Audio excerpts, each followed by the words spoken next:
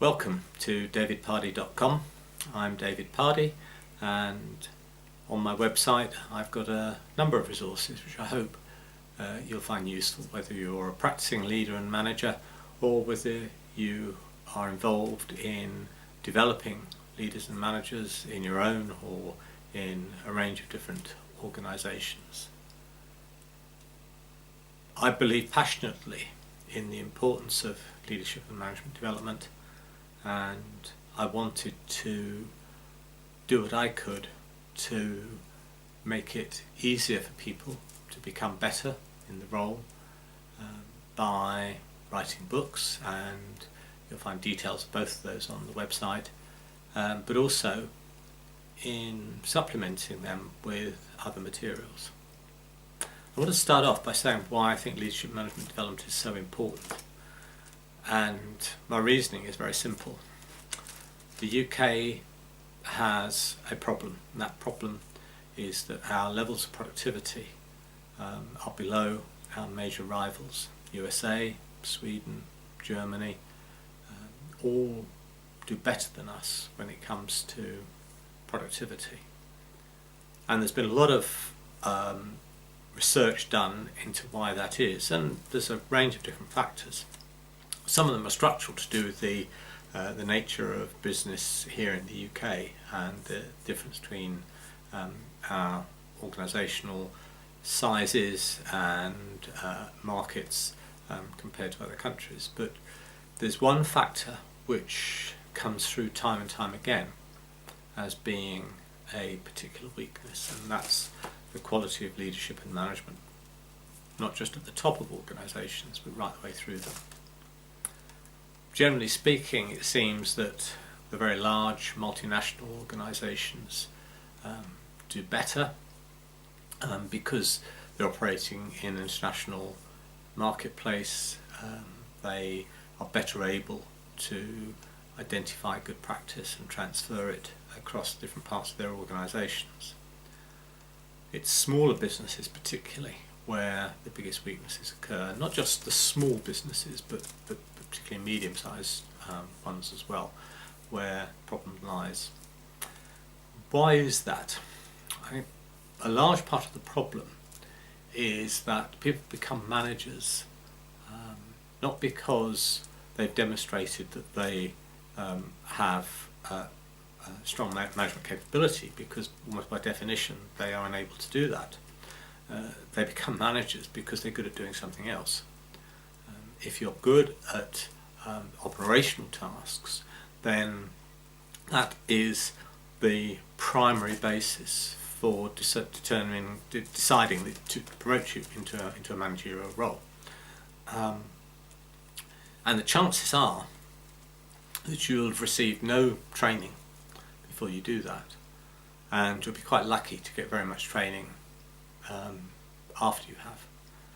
It's about 2 years before the people in their first management role get any decent management training in general, and the smaller the organisation, the less likely that's going to be. Only if you survive that do you then find that as you move into middle management, into senior management, that you get more access to proper effective training. And yet if you look at the management structure in organisations generally, it's essentially a pyramid, with the majority of managers being at the lower level. So the people who directly supervise operations are going to be the least well trained and often least capable of managing them. If they survive that, then they'll get promoted. If they don't, they stay at that bottom level, managing operations poorly. And should we be surprised if we have a productivity problem if we rely heavily upon a relatively ill-trained management workforce to supervise day-to-day operations? My view is clearly we shouldn't be surprised. That's the problem. That's where it starts, which is why most of the work that I have done and continue to do tends to focus on those levels of management, particularly for people who are moving in for the first time, to get them to recognise what skills they need and how best to undertake the role. So good leadership and management development at those lower levels, I would argue, is an absolute essential if the UK is to catch up with its major rivals. Now, I've used the phrase leadership and management development as if the distinction between the two is clear, and for many people it won't be. You can have extensive discussions about the distinction between leadership and management, and elsewhere on this website I join in on that discussion. This stage I just want to make a few assertions that basically underpin my position on this. They are that first and foremost people have to be good leaders and good managers, that these are not either or, they're not choices. That leadership and management are different but closely intertwined capabilities, and that both are needed. Secondly, from that you'll recognise that I do not regard them as being differences in terms of level in hierarchy. The term leader is far too often used to describe people at top of organisations. Many of the people who are described as the leaders of their organisation strike me as being not particularly good as leaders. They're just the most senior manager. And the consequence of that view is that leadership is something that can occur at all levels. It's often described as distributed leadership. In fact, if you look in many organisations, what you'll find is there are plenty of leaders. Unfortunately, they're not always the managers. The people in the organisation follow those who they regard as the best leaders and are told what to do by the managers.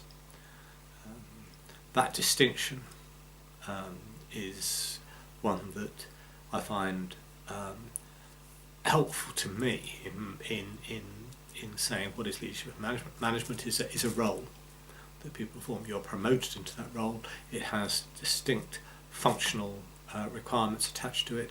It has a particular level of authority which is defined by the nature of the role. There are things that a manager is expected to do, and there are things which a manager may not do by virtue of the role.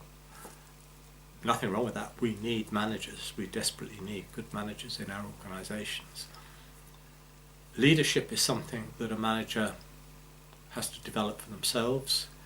It is not defined by the role, it's defined by them. It's a very personal quality which people develop, which expands and extends their ability to get things done because people choose to follow them. They will do what they are required to do by virtue of the manager's legitimate authority as a manager, but they will do more than that because they regard that person as a leader as well, someone that they would choose to follow. So to some extent that implies that leadership comes after management, and that's not necessarily the case. I think the two can be developed side by side. But you've got to have the skills of both if you're going to be effective in a role as a leader and manager, almost by definition. So what you'll find on this website are resources, ideas, suggestions, challenges that I hope you will find useful in developing better leaders and managers. Thank you.